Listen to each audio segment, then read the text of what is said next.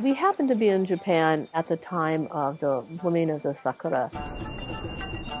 And this is a very special season in Japan. It's a time of a great beauty, but it also represents the fragility as well.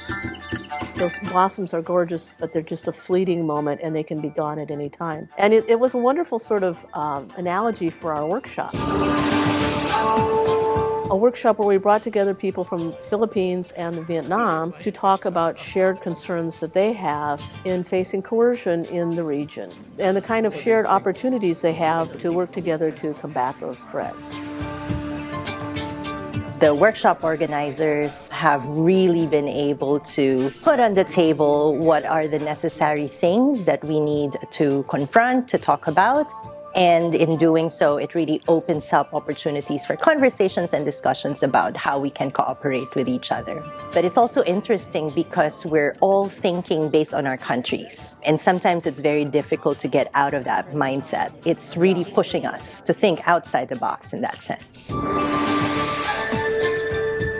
A fantastic opportunity to bring together specialists, experts, scholars from the two countries to discuss the common concerns and also the coercive actions, particularly when it comes to the policy recommendations in response to coercive action, particularly in the South China Sea. We expect a civilized way in order to maintain the rule of laws, the order in the regions, because we are living in a civilized world.